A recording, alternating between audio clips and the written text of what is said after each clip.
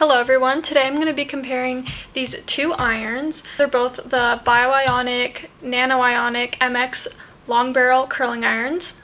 This is the 1" and this is a 1 1/4 inch. I'm going to be curling this side with the 1" and this side with the 1 1/4 to show you exactly how both of the curls look and how these two irons differ from each other. Before I get into curling both the sides, I'm going to tell you a little bit about these irons. These irons are 2 inches longer than a normal curling iron, so they're perfect for longer hair and then getting those hairs that are on the back of your head that you can't usually reach. It has an automatic shut off after 1 hour.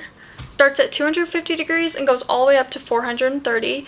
I recommend curling at 360 or 390. Something super cool about these irons are you can lock whatever temperature you like using, so when you turn it on the next time to use it, it will automatically heat up to that temperature. Let's say I like my iron at 360.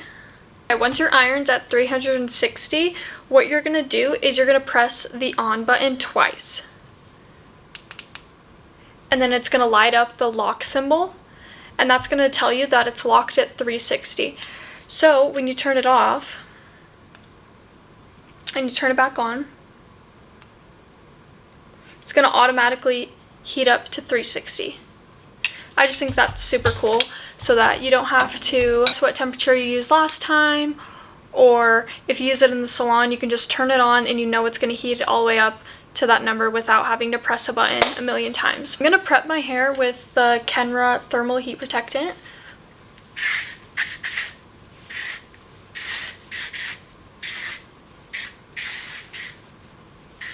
Just going to hair tie this section off. For my first section, I'm going to be curling it with the 1". If you want to know how I curl my hair, I'm going to link the video right up here so you guys can go ahead and watch that. Right, so I'm going to go ahead and take my 1" curling iron and I'm going to curl this side of my hair, and once I'm done, I'll cut back to the side. The 1" side is done. I'm just going to let them cool while I curl this side with the 1 1/4 inch. Now that I have both sides curled, I'm going to go ahead and brush out each side. I'll start out with the 1" side.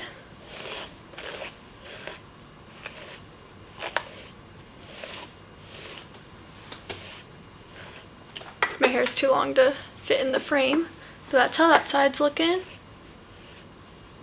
And then this is the 1 1/4 inch side.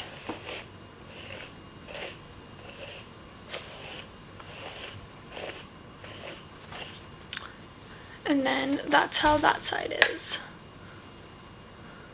So as you can see, the 1" side is a lot tighter and you have more of a curl pattern.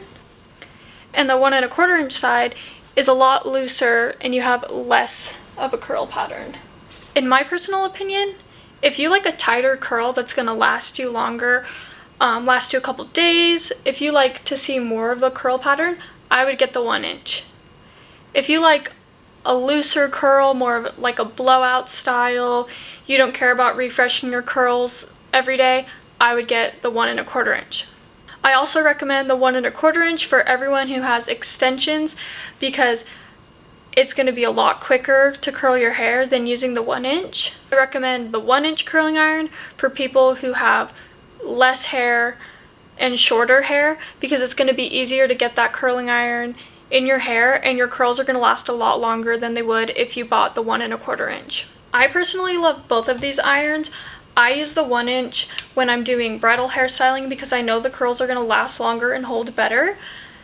But I use the 1 1/4 inch on my own hair at home to curl my extensions. I would say the 1" is more practical for the normal hair type, the everyday use, someone without extensions, but the 1 1/4 inch is going to be a lot more practical for someone that does have extensions or someone with super thick and long hair. They're both set at the same price point, $149.